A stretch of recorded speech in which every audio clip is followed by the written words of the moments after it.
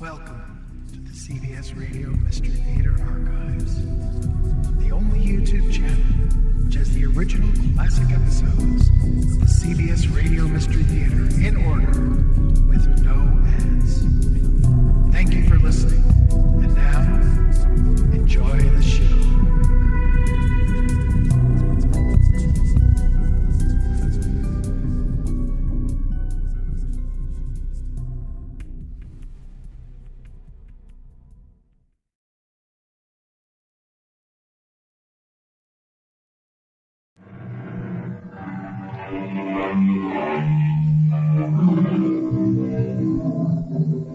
Come in.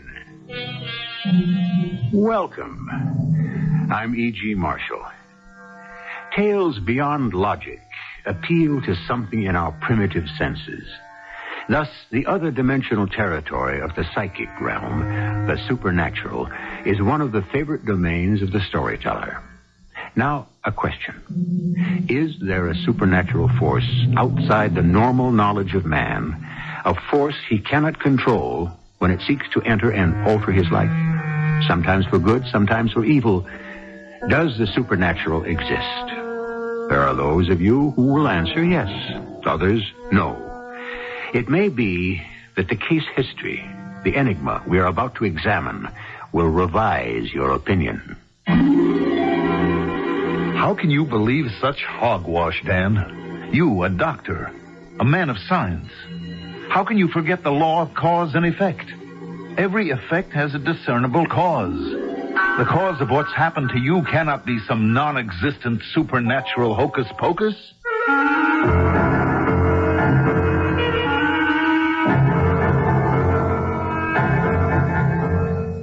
Our suspense drama, Hand in Glove, was written especially for the Mystery Theater by Nancy Moore and stars Russell Horton. I'll be back shortly with Act One.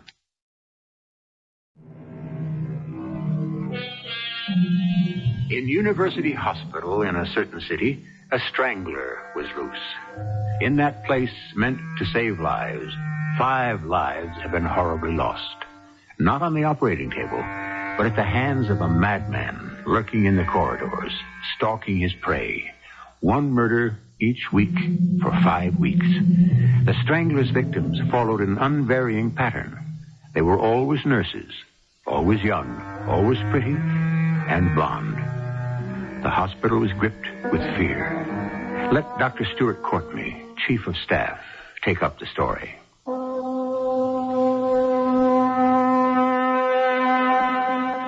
As the end of another week approached, we doubled security to prevent Murder 6. Police, disguised as doctors and orderlies, were stationed on every floor. Now another precaution was about to be taken. Dr. Daniel Crane, one of my young talented surgeons, had come up with the idea, and we were in the process of carrying it out. One by one, hospital personnel were being called into my office. Who's next on the list, Stuart? Laurel. Your girl is late. Do you realize Laurie exactly fits the description of the 5 victims? Young, blonde, pretty. And a nurse. Yeah, I have nightmares about it. I see that killer with his hands around Laurie's throat. Does Laurel have nightmares, Dan? Yeah, she does. She won't admit it. Come in. Oh, it's you, Jed. We were expecting Nurse Blair. She said to tell you she'd come as soon as she could. Jed, you know why you're here. Oh, something about protection's all I know. Been short-handed, got to do twice my own work. We're trying to hire more help, but no one wants to come here. Thanks for not being one of the orderlies who quit. Oh, not me. I don't run, Doc. And we're grateful. Now, take a look at this. It's a siren. Small, but efficient. Everyone in the hospital will have one, Jed. The idea is this. If you see anyone or anything suspicious, 1 blast from that siren will bring help on the double. Well, it's a swell idea. Let's hear it. Doctor, don't blow it till I close the door. Every cop on the floor will swarm in here. Right.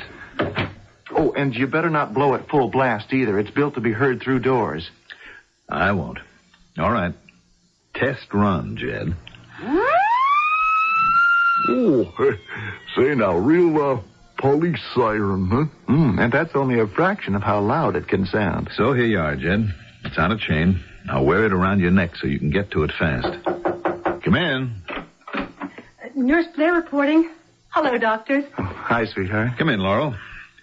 All right, Jed, that's all. You better get back on the floor. Sure hope I never have to use this whistle. Amen. Would you close the door, please? Oh, yes, sir. I heard about the sirens. They're a wonderful idea. The strangler will hear about them and won't think they're wonderful. Oh, don't look so bleak, you two. It's been terrible and awful, but I have a feeling it's over. There won't be a number 6. Oh, hi, Miss Blair. I see you got your siren. Yes, I keep fingering it. Will it be someone's lifeline? Sounds like you don't much like it. I love it. What I don't love is I have to go to the supply room. It's so far away from everything, and I'm... Oh, don't tell Dr. Dan I said this, Jed. But I'm scared. Oh, sure you are. Blonde hair and all that. In your shoes, who wouldn't be? But I don't want Dan to know that. He's worried enough for both of us. Have you got time to go to supply with me? Oh, sure thing. Wouldn't let you go alone. Like you say, it's real far away from everything. I'm so jittery, I even think one of the patients might be the strangler. Gets out of bed and chokes people. Oh, no. No, an ambulatory patient. Someone in a wheelchair. Someone who can really walk, but we don't know it. He pretends he can't. Then when no one's around, he gets... See, I told you it's crazy. Well, it's not too crazy. Could be. Could be anyone. Maybe even a doctor, huh? Yeah, I guess that's possible. Does he hate women? Is that it? Hates nurses. Likely some little blonde chick in a starched cap treated him like dirt. Kill 5 nurses because one nurse just... But... Oh, look, I don't want to talk about it. Here we are anyhow. Oh, no, never mind. I got the keys. Oh, thank heaven you came with me. So quiet. Not a soul around. No. Oh, I can't thank you enough, Jed. I better close the door. We wouldn't want the strangler to corner us in here. Good. Now, let's see. I need bandages, towels, and 3 black... Why are you staring at me? Blonde, little, young and tender. Chet. The strangler ain't a patient, honey. Ain't a doctor neither. Guess who? You! Oh, don't touch me. Won't do you no good to back away. Don't you come near. Oh, no, you don't. Give me that. Damn you! Damn you! Go ahead. Run. They'll hear you. They'll catch you. Jed ran, Laurel's siren screeching behind him. He raced in the opposite direction from 4 men responding to the siren. 2 police, Dan, and myself. Jed raced straight into the corridor's dead end. Trapped. He turned, at bay, pistol in hand, firing wildly. He missed. Or I thought he had. A single shot from a police gun brought him down. He lay spread-eagled, a bullet in the region of his heart. I was a doctor. I knelt beside him, felt for his pulse. It was weak, erratic. I heard Laurel cry out. Dr. Courtney, look at Dan. I'm all right. Is that animal dying? I give him 5 minutes at the most. No. I'll kill a lot of you. Dan's not all right. His hand. Then I saw it. Dan's right hand, his operating hand, was shattered, nearly severed from his arm. I heard a voice saying incredible words, my own voice. Dan, the instant this killer dies, I will amputate his hand and replant it at your wrist. What? That can't be done, Courtney. You mean it's never been done? We've got to try. My hand on him. My curse on him. Attendant, stretcher, get this man to OR3. Dan, go there yourself. Get moving. Get Jed Gant to surgery. I'll curse Dan Crane from hell. I'll curse him forever. Reimplantation by microsurgery technique is not uncommon today. Severed limbs reattached. Arteries, veins, nerves, bones, tendons reconnected, but always on the same person. The limb of one person had never been transplanted to that of another. Now, maybe it would be. With my surgical skills, BX7, and the good Lord willing, this would be a first. The operation took 7 hours. After the implantation, blood circulation had to be restored in no later than 6 hours, or the tissues would die. The operation a failure. 5 hours later, circulation began. A miracle, Stuart. You've made medical history, Doctor. But will there be movement in your hand, Dan? That's the question now. Under that bandage, every finger has to begin slight movement within a day or two, or it's a flawed miracle. Just pray your fingers move. My fingers? Jed Gant's fingers. No. Your fingers now.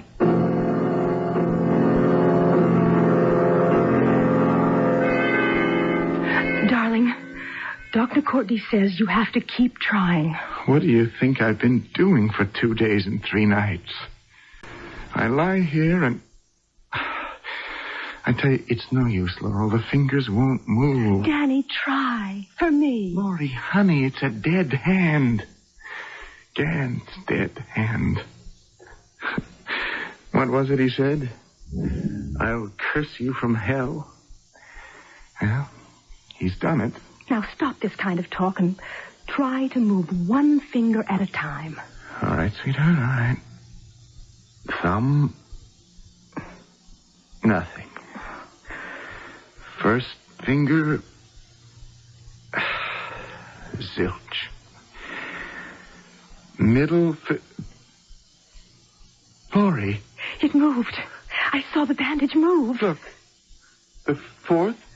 The fifth. All of them. Jed Gant, burn in hell. They move. They're my fingers now. Came the great day when the bandage would be cut away. Dan sat in the chair smiling, all his cynicism forgotten. Beside him, Laurel, there to celebrate.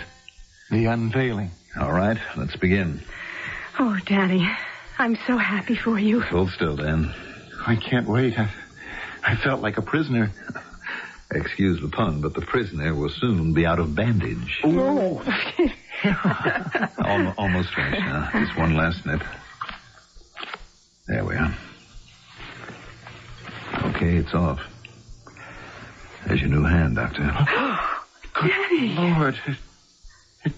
It's huge. It's red. I'm supposed to go through life with this? I can't even look at it.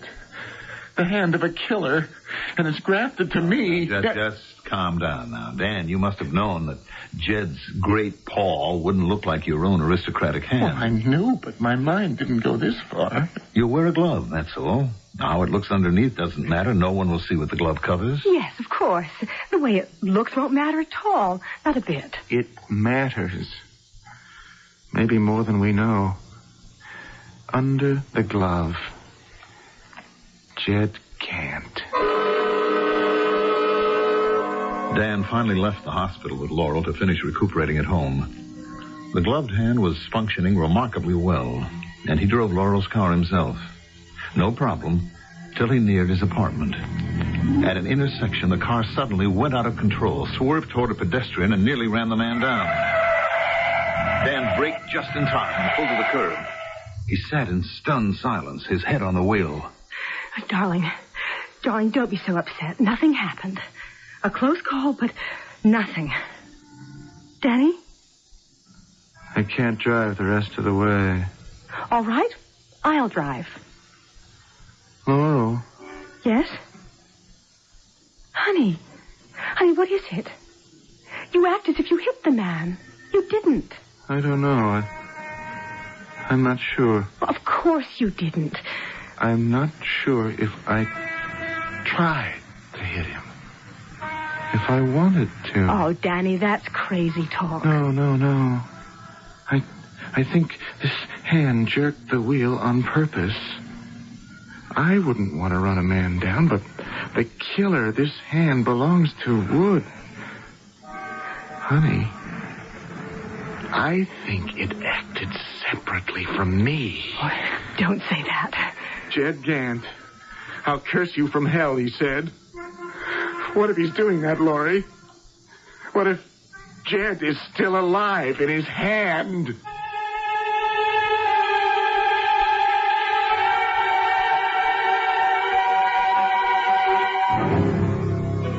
I repeat my original question. Is there a supernatural force man cannot control when that force seeks to enter and alter his life?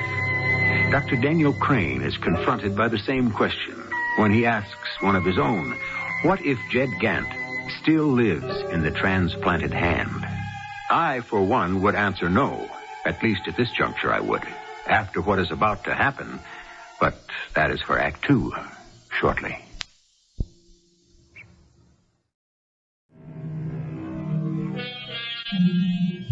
During Dr. Dan's recuperation at home, no other alarming episode occurred. His gloved right hand was as obedient as normal as his ungloved left.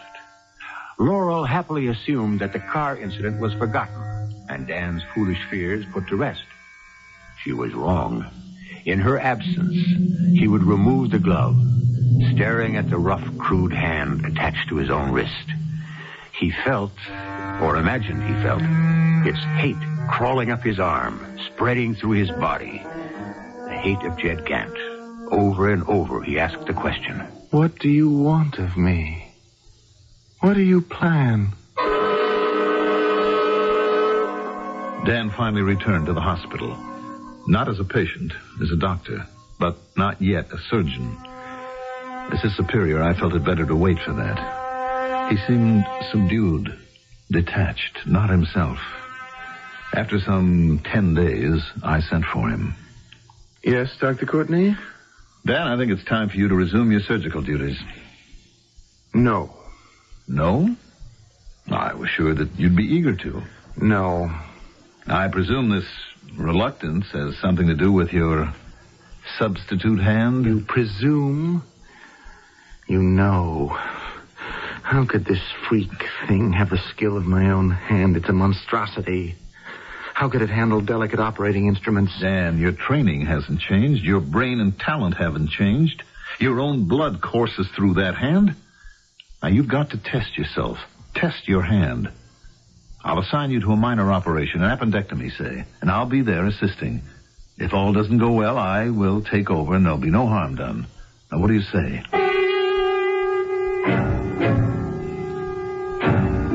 With obvious reluctance, he said yes. I scheduled the appendectomy. In the operating room, the personnel watched, fascinated, and in spite of themselves, apprehensive.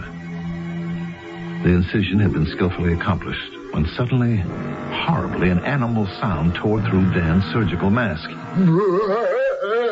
The delicately held scalpel now was gripped like a dagger. Dan raised it high to plunge it into the patient. Dan! Killer! Not Dan's voice. Whose? I rejected the name that stabbed my mind. We grappled with Dan. He was led from the room. I completed the operation, then went to find him. He sat in his office, a beaten man. Jed Gant. His curse, it's come to pass. Dan, that's impossible, and you know it. What I know is that this hand has a fiendish life of its own. Jed's life. Now, I suspected it that day in the car. Now it's proved. All that's proved is that mentally you're not recovered from the physical and emotional trauma of losing a hand and its replacement by another. That accounts for what I did in OR? You're a physician. You're a man of science. You know every effect has a discernible cause. The cause of what happened in there is not some non-existent supernatural hocus-pocus. The cause was nerves. My nerves had nothing to do with it. This hand acts apart from me. I've no control over it whatsoever.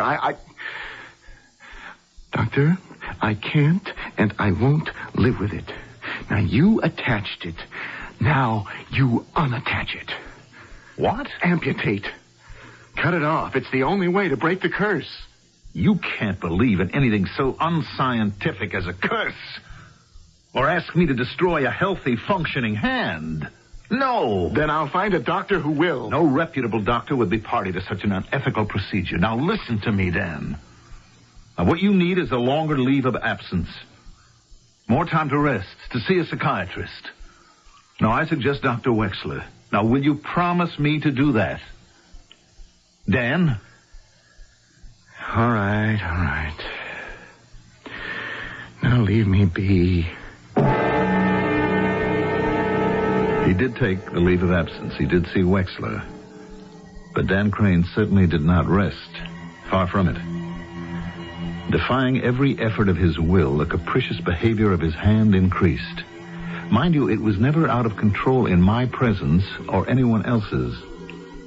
My information was secondhand. I had the report from Dan. The fingers flex, jerk.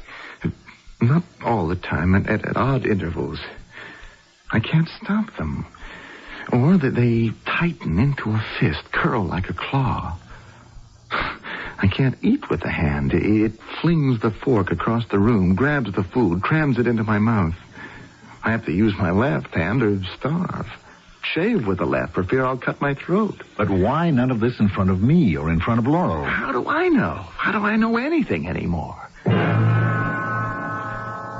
Dan became more and more a recluse. Refused to leave his apartment. Allowed no one entrance there except Laurel and me. Then, on a bleak afternoon...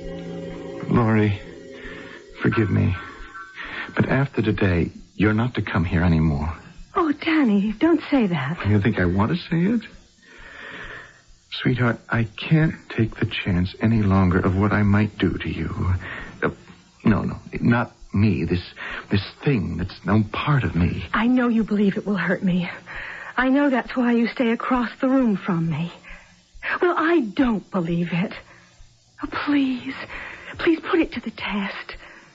Take me in your arms. Don't ask that. No. Then I'll take you in mine. No. Don't come here. Stay away, Laurie.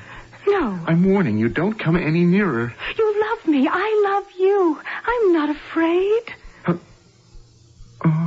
Look, I'm close. Nothing is wrong. Your hand is quiet. Now look. It's reaching out to me. So gently. Palm up. There's no harm in it. All right, woman. You're here. Good Lord. What have I done? Now will you believe me? Lying there on the floor, are you convinced? Oh, Danny. That voice. Did you hear it? It wasn't mine. Yes, I heard it. Jed's voice. His. I don't even dare pick you up. I'm all right. I'm not hurt. Yes, you are. Do you see now why you can't come here again? I'm lost. We're lost. You go from this place, Laurie, and don't ever come back.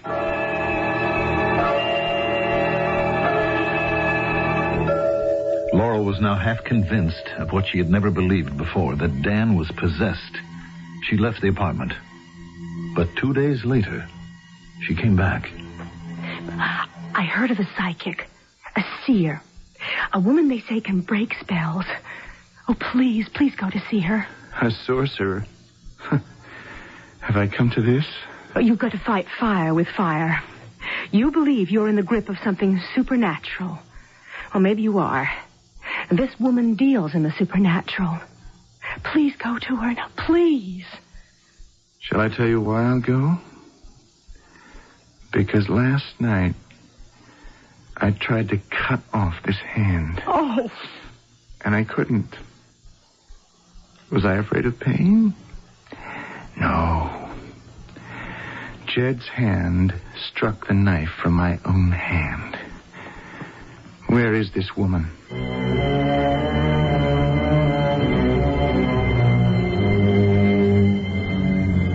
The gypsy woman called herself Zorina. In the traditional fortune teller's lair, she wore the prescribed turban and jewels. Dan was told to sit opposite her at a small draped table and on it a crystal ball. To my surprise, he told me in detail what happened. I'd made up my mind not to tell her why I came. She said, put my hands on the table. The right hand was gloved, of course. She asked no questions and ordered me not to speak. She spoke in a phony foreign accent, claiming she would see all she needed to know in her ridiculous crystal ball. It begins. Not clear, not yet. Clouded with mist. Now I see a claw. A claw. I cannot tell if a hand. The hand of I see now. I see the hand of an assassin. Doctor, the instant she said assassin, Jed's hand grabbed her crystal ball, raised it to hurl at Zorina. That same instant, her hands thrust forward, fingers spread, and she was shouting some kind of abracadabra. Crazy or not, it worked. Jed's hand was immobilized, frozen in the very act of murder. She pried my fingers from the ball, set it back on the table, staring at it. At last, she turned to me. A curse is upon you. You are under a spell for a very long time, you know. I know. Can you end this hell? Not I. You can end it. You. You think I haven't tried? You will end it with water. What? Go from this place, this country. Put water of the sea betwixt you and the soil where the cursing fell upon you. A ship. You must stay upon this ship until the curse loses its power. Until the evil goes from the hand you wear. I know what you'll say, Stewart. I don't care. I am going. I'll try anything. Except what you should try, Dan. Go back to your psychiatrist. You never should have stopped. I was with Wexler long enough to know my mental state doesn't explain my condition. Rubbish. Your mind is off track, or you wouldn't have consulted a fortune teller and then believed all her claptrap. They're fakes, every one of them. What about the way she hypnotized the hand, stopped it from killing her? Dan Crane is not a killer. Dan Crane stopped that hand. All right, what about Jed's voice coming out of me when I grabbed the crystal ball? Now, you heard his voice yourself that day in the operating room. What about that? This about that. You have so identified with Jed that under extreme stress, you use his voice. Exactly the way an actor assumes a voice other than his own. It means nothing. Dan, listen to me. Wait. Now, just answer this. Will it do any harm for me to take a ship somewhere? Yes.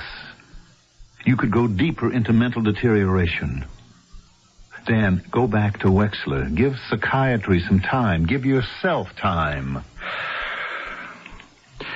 Thank you for your advice, Dr. Courtney. I will consider it.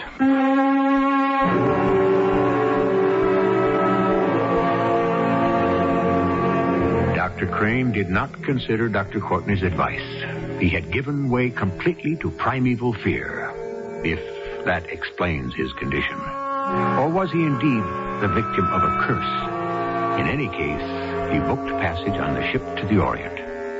Laurel pleaded to go with him. he refused. In Act 3, we will learn where that voyage takes him, to sanity or insanity.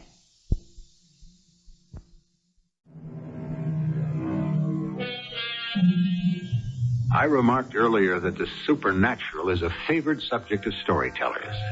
No less provocative to them is the exploration of the labyrinths of the mind.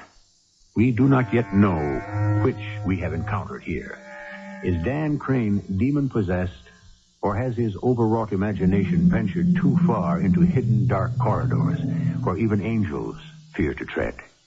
The answer is forthcoming soon, I promise. After boarding the ship, Dan went directly to his cabin.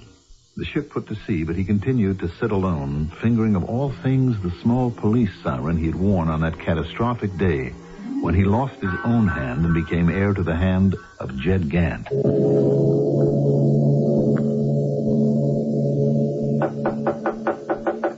Who is it?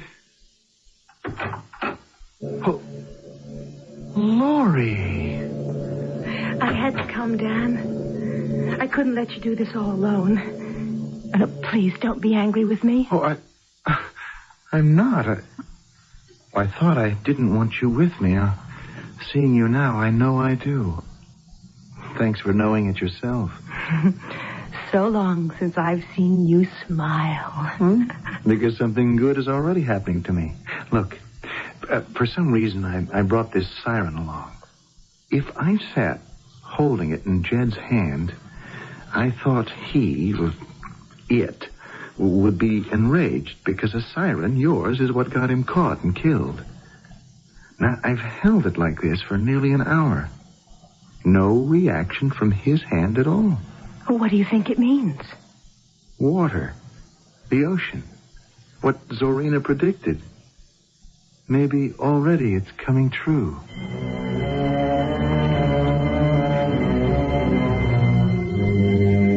Days at sea, and the hand appeared to be tamed, bereft of its fancied powers.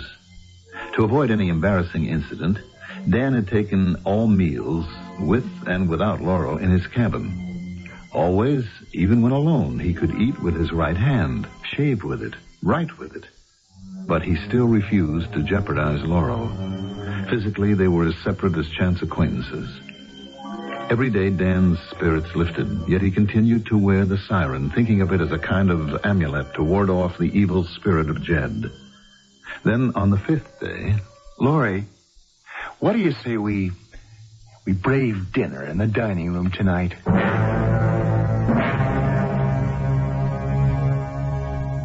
They sat at a side table for two. In celebration, they ordered champagne, toasting Dan's recovery. Toasting their future. Waiter, more champagne. Yes, sir. Right here, sir. Danny! What are you doing? Stop, Dan! Stop it! Dan! I can't stop!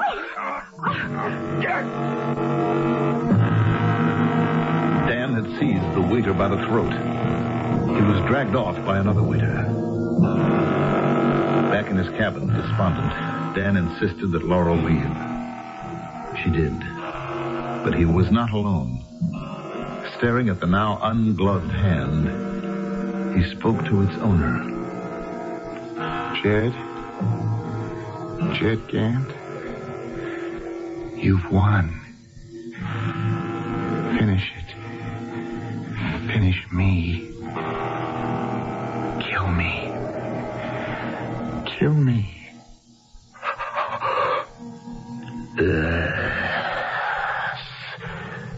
I want my hand. I will kill you. Jed's hand crept in slow motion to Dan's throat, touched it, circled it, tightened. But Dan's other hand, his own hand, grasped hold of the siren.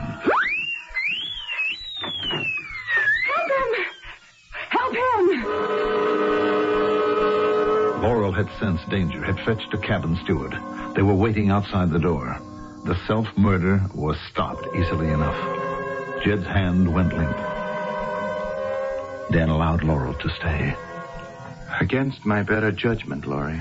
Dearest, you haven't any better judgment. Not anymore. You've let Jed's hand take your judgment, your will, your very self. Let it? Before I came aboard, I had a long talk with Dr. Wexler. I told him all the things you didn't tell him. Then he understood and made me understand that from the beginning, you yourself have made all these terrible things happen. Your own mind has been controlling a hand you thought was out of control. There's nothing supernatural about it. But... Now, this is a switch. You sent me to Zorina yourself. Well, I was wrong. Terribly wrong. Now, listen. Please listen to me. Subconsciously, you believed that curse. Not until that day in your car when his hand took over. Your subconscious believed before that. That's why it could take over. No, Jed's bargain was his hand for my life. I know now what I have to do. I have to die. Oh, he hasn't won unless you keep on letting him.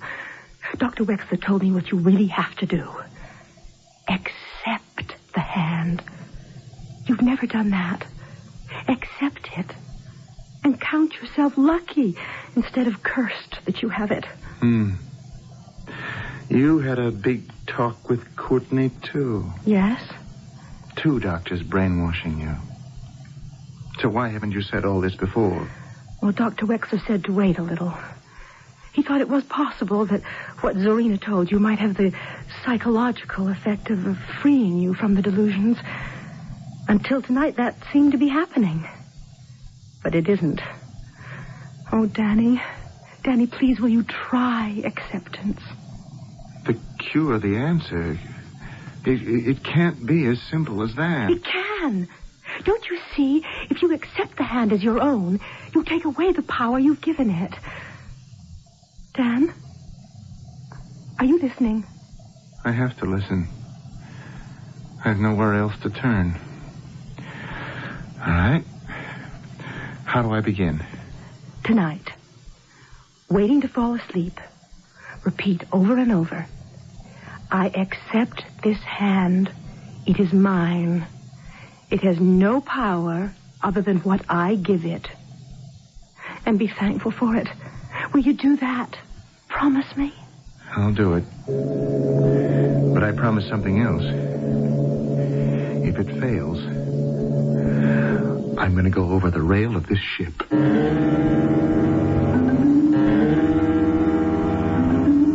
Later, Dan lay in the dark, wrestling with the hobgoblins of his mind. The mesmerizing repetition of his words, as the psychiatrist well knew, would carry over into sleep, into dreaming. I accept this hand. It is mine, no one else's. I accept it now. It is mine, not Gant's. He cannot control it. The power it has is for me. My hand. Mine.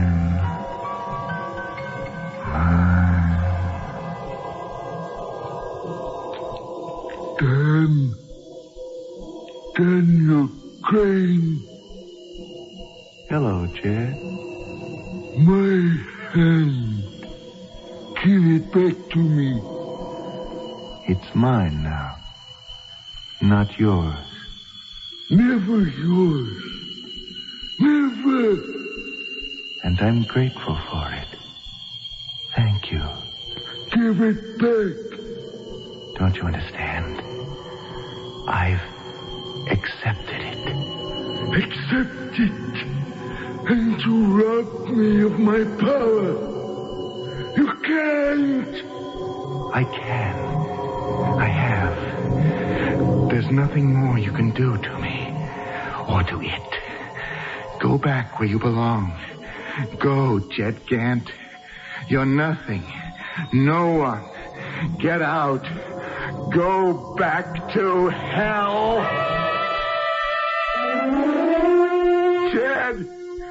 Jed! Jed! Gone! Gone.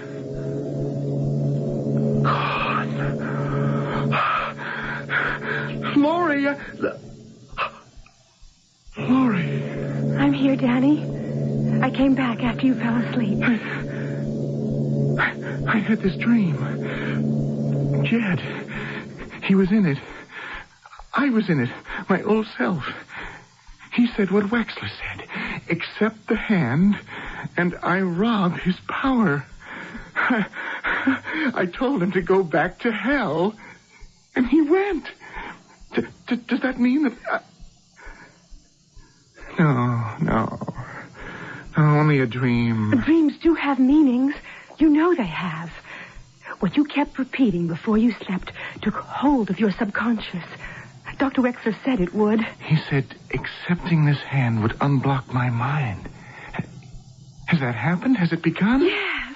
In the dream, rejecting Jed, a signal I can be free of him in my conscious mind. Do you believe that? Really believe it? Yes, I believe it. Prove it, Danny. Well, I can't prove it. You can. Cross the room to me and take me in your arms. Oh, no, not that again, Laurie. Are you afraid? Strange. I'm not afraid. Look, I can do this. Walk toward you without fear. Hello, Laurie. Hello, Danny. So long since I've stood near you like this. Hold me now. My love.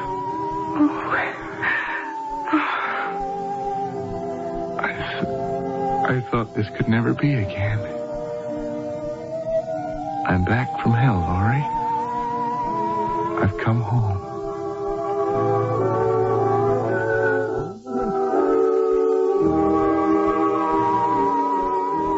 Dan's submission to the hand, his sharp repudiation of Jed in the dream, had begun the healing process. Disturbing resonances were bound to occur, each to be conquered. But by the end of the long voyage, this man, beset by demons of the mind, not demons of the netherworld, was once again totally Dr. Daniel Crane.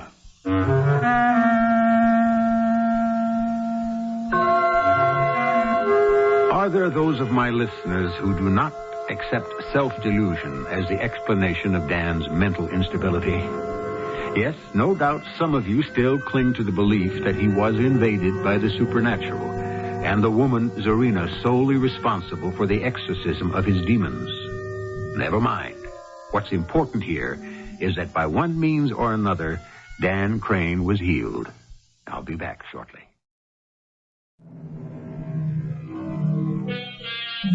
Remarkable present-day techniques of microsurgery point to even greater future miracles in that incredible field. At this time, prediction of what those miracles will be lies inevitably within the realm of the storyteller, as we have just experienced in the account of one person's hand replaced by another's. Today, fiction. Tomorrow, fact. Our cast included Russell Horton, Diana Kirkwood, and Mandel Kramer. The entire production was under the direction of Hyman Brown. I hope you enjoyed this episode of CBS Radio Mystery Theater. If you've enjoyed this and want to hear more, please subscribe to this channel. You can also visit my other YouTube channel.